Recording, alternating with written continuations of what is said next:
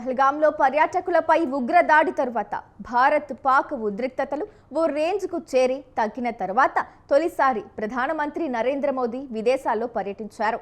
పాక్ దురాగతాలను, ఉగ్ర చర్యలను ప్రపంచానికి భారత దౌత్య బృందాలు వివరించగా ఈసారి ఆ బాధ్యతను ప్రధానమంత్రి తీసుకున్నారు.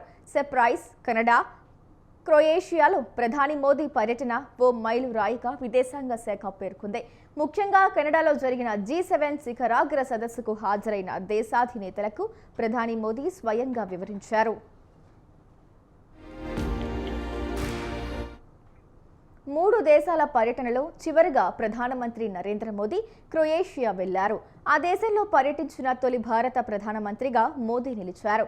ఉగ్రవాదంపై పోరులో భద్రతా మండలిలో శాశ్వత సభ్యత్వంపై భారత్కు గట్టి మద్దతుదారుగా నిలిచిన క్రొయేషియాలో ప్రధాని పర్యటన కొత్త అధ్యాయాన్ని లిఖించింది.